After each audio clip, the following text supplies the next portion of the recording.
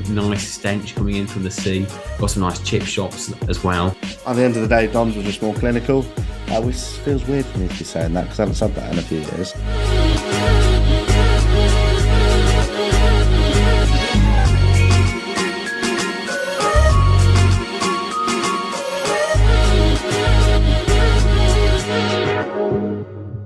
Hello and welcome back to EFL at URN Season 2. I think this is probably our first official one. We've done 3 prediction episodes, if you want to count them as proper, but I think this is our first proper, isn't it, Luke? It is, yeah. After different things like work and holidays and other things. Just got in the way of the first 2 weekends proper anyway. Yeah, we've both seen a little bit of football, whether that be in person or on iFollow. I've had the joyful iFollow experience, and Luke's had a bit of a more upsetting iFollow experience. Do you want to? It was great. Yeah, it was a Shrewsbury versus Stevenage match. I decided to watch it after I got back from holiday. I paid my €9.60 on the VPN, and then it said it had technical difficulties the entire match, which was great. Got my money back in the end, but I mean, to be fair, I'm quite glad I did miss that match because we played terribly and lost 2-0, so it could have been worse. Right. Okay. That's good stuff. Well, anyway, yeah, as I mentioned, though, that is Luke Green and I'm Harry Waring. So today, instead of doing a game by game like we normally do, where we pick 3 games, we've picked 4 teams from the league table, and we're just going to have a little look at how they're getting on. 4 games in now. In the EFL season. So we're going to start with one team which I've picked down in League 2, and that's Gillingham. Gillingham currently sit top of the table, 4 games played, 4 wins. That's 12 points. Goal difference only of 4 though, so not the most exciting, but it's been an outstanding start for them, Luke, hasn't it? Yeah, they've had 4 1-0 wins in a row against teams up and down the league at the moment, to be fair. It doesn't really seem like they've got out of second gear at all this season. They're not really that prolific, but they're really good defensively at the moment, which is promising signs for Gillingham fans anyway. Yeah, if you're just looking at the results, they've got a 1-0 versus Stockport, 1-0 versus Accrington, 1-0 versus Sutton, and a 1-0 versus Crawley. So yeah, they've not scored a lot, but then again, they've not conceded any, which is really good, especially the 2 teams that stand out there being Stockport because of how good they are last year and how, the predictions for them this year, and also Crawley, who have done really well at the start of this season. If you're looking at the facts against Crawley, Crawley had 68% possession and they had 17 shots, but they didn't score any, did they? So I think they've been fantastic. I think... Lou, do you think they can keep this up? Yeah, I think they'll get even better as the year goes on, really. Gillingham, there's still time to add to that squad too. They've got great attackers like Hawkins. They've got great in defence too. Again, Crawley probably a bit of a surprise at the moment, and I think you'll go on to talk about them a bit more in a minute. But that was a big test for Gillingham. Dom Telford did miss a penalty as well. So I think they probably got away with one there, but yeah, you can't really complain with 4 clean sheets and 4 wins. There's one thing I do want to talk about though. So we discussed it a lot last year, and it's to do with squad sizes. And for me, I think Gillingham, one of the main reasons why they're going to do so well is because they haven't just got 11, 12, 13 players. They've got probably, I would say, a good 17, 18 who could all do a job for them starting. If you're looking at their bench, the players coming off this, you got, I want to get this right, Macaulay Bone, is that how you say it? The striker who was at Charlton last year, obviously at QPR before. Lapsell coming on, he was obviously at Mansfield starting for them last season. Dieng as well, who's come down from Exeter. So yeah, they're showing real strength in this team. And it's just, I think there's going to be somebody we have to keep an eye out, but they're looking very, very, very, very, very strong. Right, next team. Luke, this is your team. Who is it? Well, it's not my team. It's the exact opposite. It's Wrexham. Again, who did predict that they'll have a slow start to the season? Was it me? I think it might have been. one win in four in the league. Not exactly what Wrexham would have wanted. I think they've come crashing back down to earth at the moment, really, especially in defence. The defence has been awful. Conceded, is it 13 goals in 15 goals in 30? One sec, 13 I'm goals. just going to count. It's 13. 10, 13 goals in four games. And that has prompted Ben Foster to retire after the Swindon game, where he did look pretty bad in the highlights anyway. Should have really stopped a couple of them. But to be fair, Swindon did have their shooting boots on in that game. But it's just not good enough, especially the back this season so far. I mean, you can't really lose all these games where you have a higher XG in your opposition. Like I think in the MK Dons match at the start of the season, they had a much higher XG than Milton Keynes, and the same again at Swindon too. It's just not going their way at the moment, and I think they've discovered that League Two is a lot harder than the National League, and they won't have everything their own way. Even though the referee did have some uh, decisions go towards Wrexham in the final few minutes of the Swindon game, a handball that definitely wasn't a handball given to Wrexham. So they might benefit from that in the next few weeks, but highlights for them, Bickerstaff coming in from the Welsh leagues. He's played, I think he's scored 5 goals in 8 games for them so far. He looks like a promising player, only 20 years old, 21 years old too. They do miss Mullin though up front.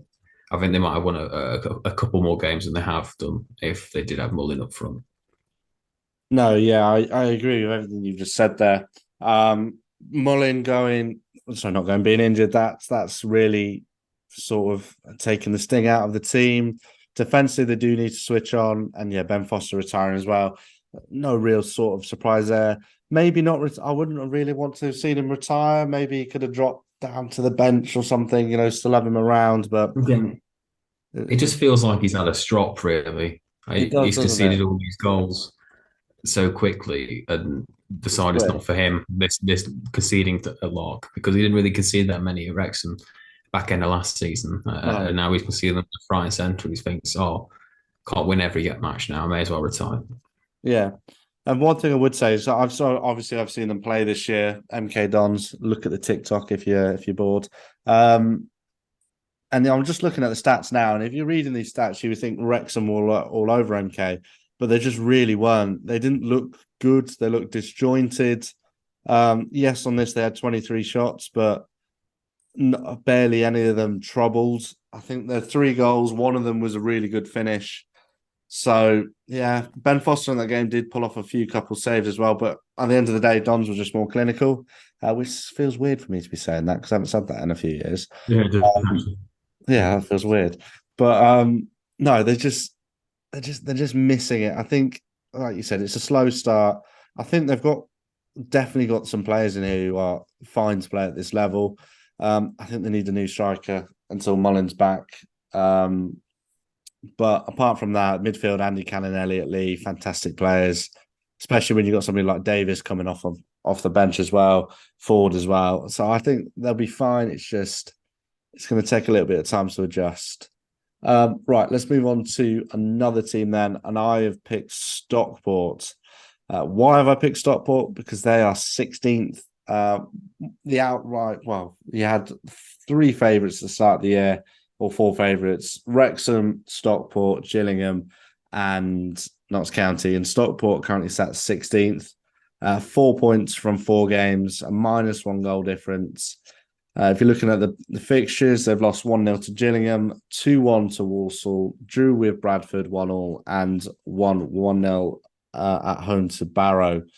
So it's a tough start for the team that lost at Wembley. But for me, again, I think this is just another slow start. Obviously, mentally losing at Wembley is going to play a factor, but hopefully they can start turning it around. What do you think, Luke? Yeah, it has been a slow start, but I think they've played well enough in most of their games that on another day they probably would have won most of them. I don't think there's many major red flags for Stockport at the moment, and I do think they're going to grow into this season like they did last year too. So, I mean, it echoes of last season really. A slow start, but I think they'll definitely get a lot better growing into this season.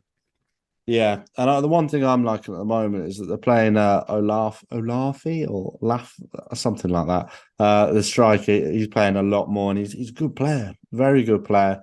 But obviously he was on the bench a lot, and Louis Barry's found a little slot for him there alongside Madden, and picking up a goal in that 1-0 win against Barrow. So yeah, I think we'll just keep an eye on them for the moment, but nothing to be worried about yet, Stockport fans. Right, Luke, who's your last team? My last team is probably one of the the biggest surprise this year so far, and that's Crawley Town.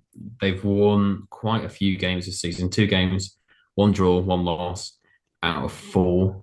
A lot better than everybody thought they'd do. And they've played a lot better than everybody thought they would too. They just look like an actual team now. I think that's fair to say. Yeah. Last year, I don't think there was that much cohesion of team through that squad. I think defensively they've done pretty well too. They haven't conceded many goals. They're only conceding 3 goals too in 4 games. They don't really score many goals. With again Dom Telford not in form at the moment with 4 goals. So I don't know. I don't know if they're going to go down this season. I still probably would back them too because again we saw teams like Reading do really well at the start of the season last year and Cambridge too, and they fell off a lot towards the end of the season. One of getting relegated. So if I was a Crawley fan, I wouldn't get too happy now because it could get a lot worse very quickly at this club. You don't know. Yeah, you never know with these, especially with haven't they sold a load of the shares, the owners, a couple of weeks ago. Yeah. But I did watch them on iFollow. One of the games they won was against MK Dons. And like you said, they looked a lot more like a team. I was really, really impressed, to be fair. I think Orsi up front for them is going to be huge this year and Kelly in midfield. But the amount of pressure and the fitness of the squad was unbelievable. So, yeah, I think, like you said, we've just got to keep an eye on them. Yeah, it could go downhill very, very easily.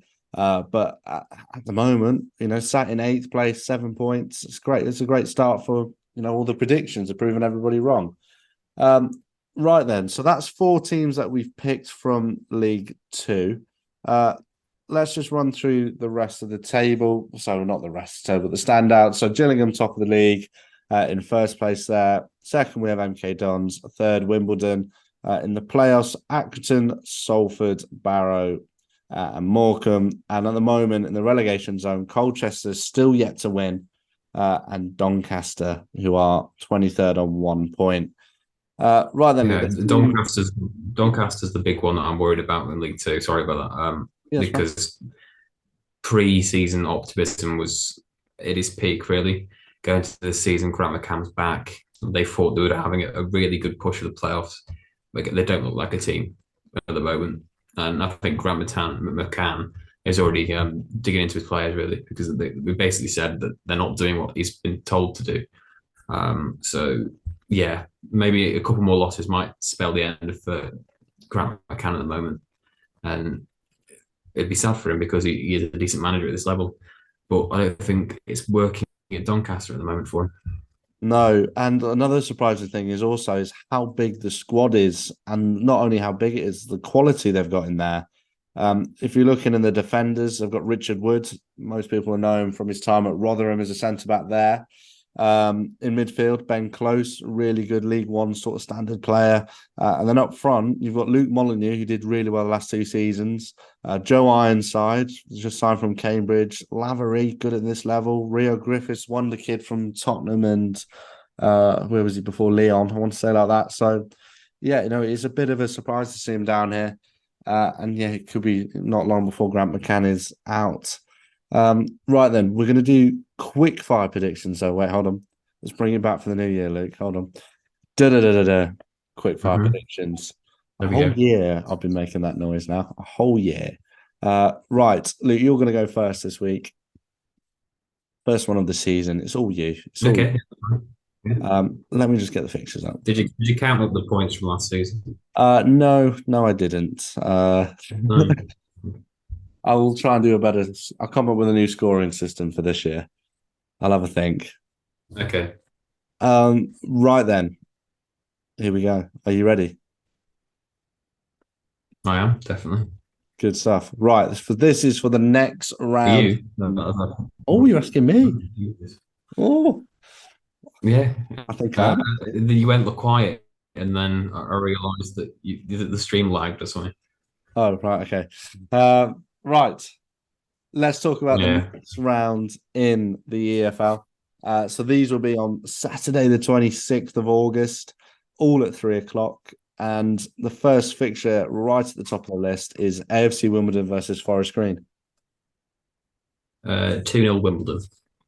Okay, next we have Barrow versus Wrexham, 2-all. Bradford versus Crewe. 1-0 Bradford. Okay, Gillingham versus Colchester, 2-0 Gillingham. Harrogate versus Morecambe, 3-1 Morecambe. Mansfield versus Stockport, 2-0 Mansfield. MK Dons versus Doncaster, 1-all. Newport versus Sutton, 3-2 Newport. Notts County versus Tranmere, 2-1 Notts County. Salford versus Accrington Stanley, 1-all. Swindon versus Crawley, 2-all.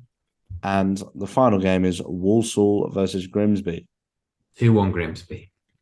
Lovely stuff. One I do disagree with, but that is okay. We Okay. won't get to Sorry. that.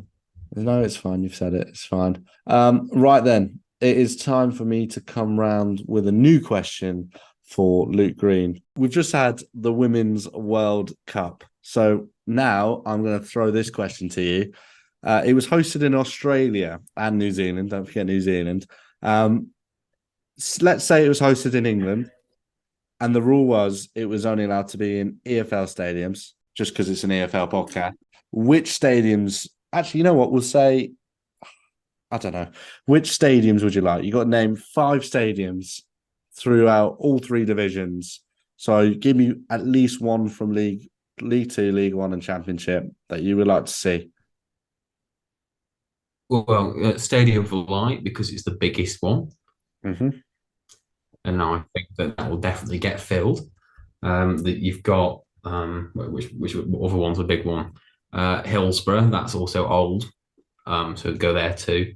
You've got who else has held a women's game before? Probably not Sheffield Wednesday, let's be honest. The Bet365 has. They hosted the women a few months ago, maybe a year ago now, and they did a decent job apart from traffic.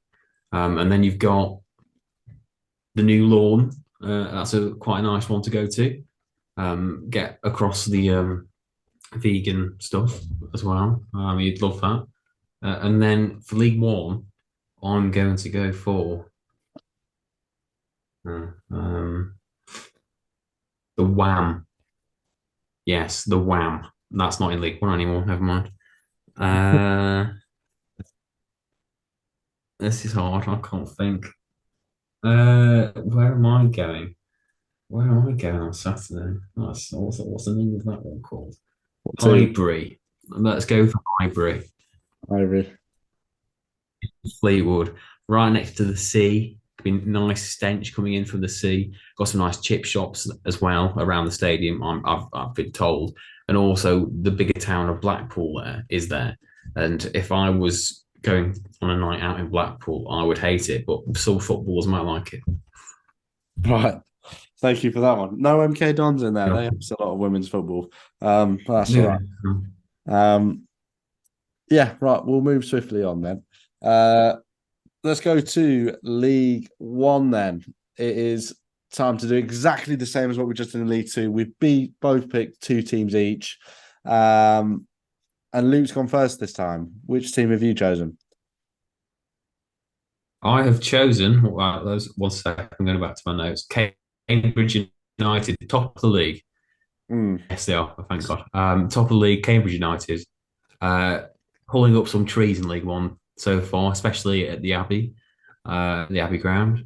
They've been great. Main player to focus in is Psycho Jana, who has been their standout player. Only getting 1 assist, but he's also got some 3 assists. And also a couple of his shots have been turned in by other players, which doesn't count as an assist for him. He's been great. It's a bit of a comeback story for him as well. I think he was loaned out to AFC Wimbledon last year, didn't do anything, and then Cambridge bought him. Also, return of Ghassan Ahadme to League One after being frozen out at Ipswich. He scored 2 goals for Cambridge, and my favourite player coming back for Cambridge is Fayo Kunabiri, who's been out with a lot of injuries over the past year, and he scored his first Cambridge United proper goal, as in the league, on Saturday. He did score 2 in the League Cup earlier in the week too.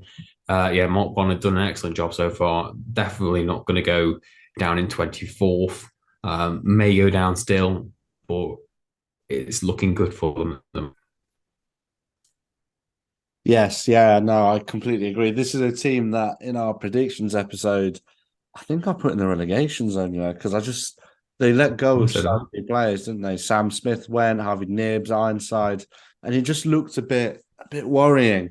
But no, start of the season, 2-0 versus Oxford, 2-0 versus Fleetwood. They did lose 2-1 to Stevenage, but 2-0 versus Bristol Rovers. You've just named some excellent players that they've signed. Sally Kaikai as well, another great player that they've brought in. But yeah, it's more of a how long can they keep going, I guess, because this is a fantastic start. They have got some big teams on their tails at the moment, those being Bolton, Peterborough, and both Oxford and Stevenage are there as well. We'll talk about Oxford a little bit later. Stevenage had a great start as well. But yeah, really outstanding from them at the start of the year. Right, let's talk about Oxford now then. They're a team that I've picked. And fourth in the league, 9 points. What a change this is from last year. Liam Manning's come in. He helped them escape relegation last year, and he's completely turned it round. And not only have they're fourth at the moment, picking up 9 points, it's the teams they've done it up against. So obviously, I've already mentioned they lost 2-0 to Cambridge on the first day, but one of us is Carlisle, and then they've beat a very strong Derby County 2-1. And Barnsley 3-1. So they're looking very, very good to me. Signing wise, the team hasn't really changed a lot. They've picked up Josh McEachran in midfield and Ruben Rodriguez. He's come up from Notts County. But apart from that, I think they've got Mark Harrison on loan up front. There's not a lot of changes, is there, Luke? And they've done quite well. Yeah, not many changes at Oxford apart from probably a new style of play, which is incredibly different to last year. They seem to attack quicker in transition as well. I've been very impressed with Liam Manning so far this season. Only question is, can he keep it up? They have been spanked in the League Cup by Bristol City and also have lost to Cambridge United. But ever since them 2 losses, they've been really good, going away to 2 top teams, but underperforming teams at the moment. Again, early days, but it looks like they're going on the right path at the moment. Yes, they are, and it'll be interesting to keep an eye on them. Obviously, Manning has done quite well at managing at this level, so we will see what happens. Right then, Luke, who's your second team? My second team is Burton, who have not been very good this season, and I think that is incredibly fair to say. No wins, 1 goal, 1 point is what they've got so far this season. Some of this might be down to Stockton being out injured at the moment, but it just feels like Dino Mamria and the team have taken a few steps backwards in their approach to games too. It's defence first, incredibly direct as well, and they can't really play directly when their front man is 5'7", going up against 6-foot odd centre backs. That's not really going to work either. They don't look like they've got any creativity in this side either, and they're struggling to even have shots on goal, which is a really bad sign for them. It's good they picked up a point against Wycombe, but again, Wycombe have been terrible as well so far this season. So it's not looking great for Burton at the moment, and I think they're one of my favourites to go down at the moment. Hopefully they'll do the Great Escape like last year and the year before that and the year before that and the year before that. But sometimes you've got to think, is this too much for Burton already? in League One. They've recruited really well. What we thought they recruited really well anyway. But yeah, it's not looking good so far. No, yeah, I was really, really, really impressed at the end of last year when we saw Burton play. Dino Mamria came in, took him from bottom of the league and took him up to about 15th, I want to say. That's off the top of the head. That might be slightly wrong. But they looked really strong. And if you're looking at the team now, arguably, I would say I'm just looking at the squad list. I would say that's stronger. They've brought in Cole Stockton, finally freed from Morecambe. They've got Barron on loan from Watford. Mason Bennett, he's in, just signed fresh from Millwall.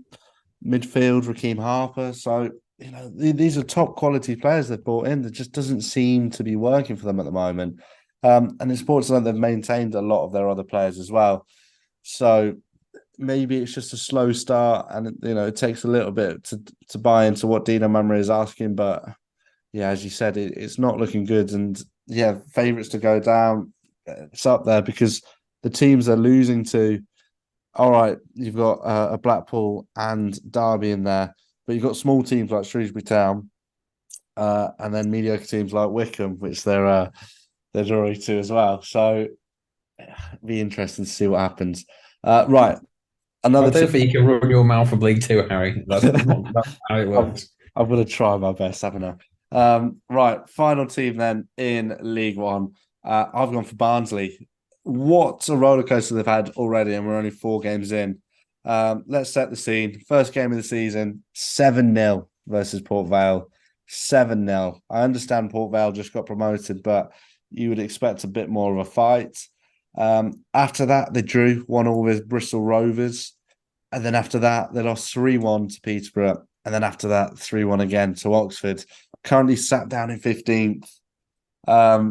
Luke, you predicted them to come 11th. We've got a few questions on our TikTok, which people are going, why are Barnsley in 11th? And, I'm sort of tempted to post this and say, look, you're 15th now. Maybe Luke's got an idea. What do you think, Luke? I think that they've been absolutely terrible in most of their games since the Port Vale match. I think that might have given them a bit of an ego boost, winning 7-0 in a game that probably wasn't a 7-0 game. They went to Bristol Rovers, but picked up a point, which isn't a too bad result. But since then, they've got up against fellow top 6, you would have thought, competitors, and just lost their way, really. They're still playing a style of football which is all, I think people have described it as very pressing, a bit of a high press, but that just leads to space around the back. And Peterborough first exploited this, and then so did Oxford. And if you're going up against these top teams in League One, you have to be more defensive aware, which I don't think Barnsley have been this season. Yeah, and it's not looking great for them. So again, early start of the season, isn't it? It's early days. You can't really read too much into it, apart from the fact that they haven't picked up a win in 3 games. Well, 4 games if you count the Carabao Cup too. So worrying beginning for Barnsley after a really good first day. Yes, indeed. And in the news for Barnsley at the moment, they tried to sign an MK Dons defender, Jack Tucker, but were priced out of that. And now they've turned their attention to what's his name? Sam Nombe of Exeter City, and they're preparing a bid in the region of £1 million. So if they're spending money like that, they definitely want to be seeing improvements on the pitch. Right then, that's the end of the teams we've looked at. Let me just run through the table again. So in League One, we have at the top of the league, Cambridge, second place Bolton. In the playoffs, we have Peterborough, Oxford, Stevenage, and Portsmouth. And then down in the relegation zone, we have Burton, Leyton Orient, Cheltenham, and Fleetwood. Yeah. Have Wigan been deducted 8 points yet? Yeah, they have. Well, surely they should be in the. No. Oh, no, they shouldn't. No, they shouldn't. That's my bad. They've picked up 10 points so far. Oh, it's unbelievable. And they're Yeah. up relegation zone. Who'd have thought that? Right. let's move on then to quick fire predictions to end this League One segment. Are you ready, Luke? I am, yeah. Right It's, then. yeah. Are you ready? I think I might be. Good stuff. Right. Uh, alphabetical order. Let's start from the top. Bristol Rovers versus Wickham. 1-0 Bristol Rovers. Burton Albion versus Bolton. 4-0 Bolton. Big score. Cheltenham Town versus Northampton Town. 0-0. Exeter City versus Reading. 1-0 Exeter. Fleetwood versus Shrewsbury Town. 2-0 Shrewsbury. Leyton Orient versus Cambridge United. 3-1 Cambridge. Lincoln City versus Blackpool. 0-0. Oxford United versus Charlton Athletic. 1-0 Oxford. Peterborough United versus Derby County. 2-2. Port Vale versus Carlisle United. 1-2. Stevenage versus Portsmouth. 1-0 Stevenage. And Wigan versus Barnsley. 1-0 Wigan. Lovely stuff. Right then, let's move on up to the Championship. Yeah. Right. That was great. Yeah, it was. We picked 4 other teams then in the Championship, as usual, following theme of everything. And Luke, you go first. Who's your first team? My first team is Leicester. Leicester, 9 points out of 9.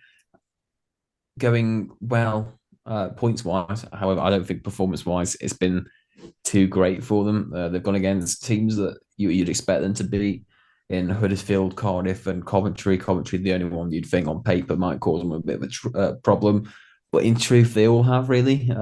Leicester scraping through every game, as it seems, by 1 goal. They beat Coventry 2-1, beat Huddersfield 1-0, and they beat Cardiff 2-1. So, yeah, not as outstanding a start as it might look. I know it's a perfect start and points on the board count, but Leicester have not been great, as everybody would thought they were going to be.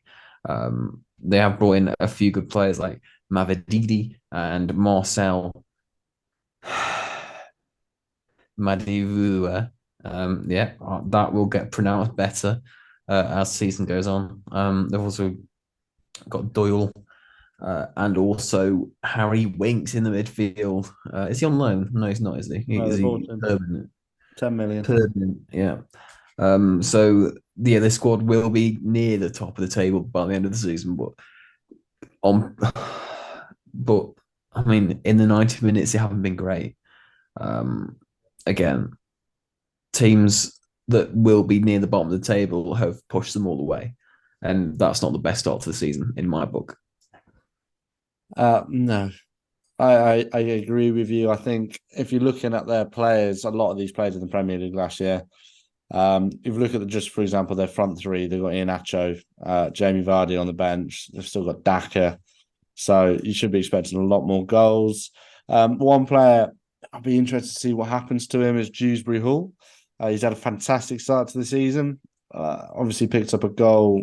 I can't remember which game it was. But he did really, really well. So wouldn't be surprised if a team did come in for him. I would like, what my favourite move for him would be a little loan move back to Luton. Only a loan because obviously Leicester could get promoted here, but I think that could be feasible for both teams. But yeah, three games played, 3 wins, second place. They do need to step up their performances because when they come up to teams, as you mentioned, they'll come up to teams such as Ipswich or Norwich, even Southampton, bigger teams, they could struggle.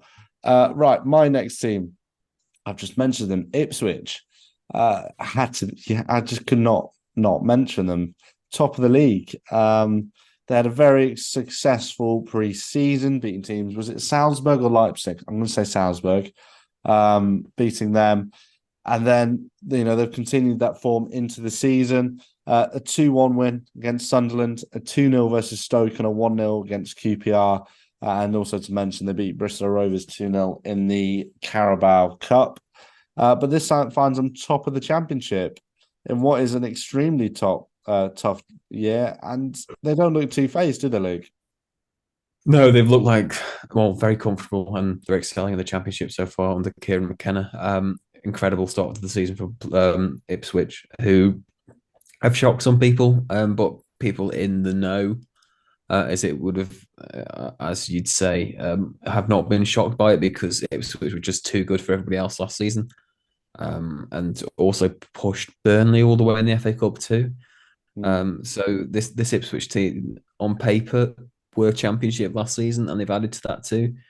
So for me, it is a little bit surprising how well they're doing at the moment, but it's not too surprising that they're up there at the moment. We say added to, they've only really brought in Amari Hutchinson and is it George Hurst as well. Yeah. So I think they've added to what was already a great team. So yeah, I think there's no reason why they can't keep going. Obviously, Kieran McKenna's doing amazing there. And all of these players have played under him now for a year and a half, 2 years. So they all know what he wants, what he requires. So it'd be interesting. Do I think they'll finish there at the end of the season? Probably not first, but they've definitely shown that they've got the quality required to play in this division.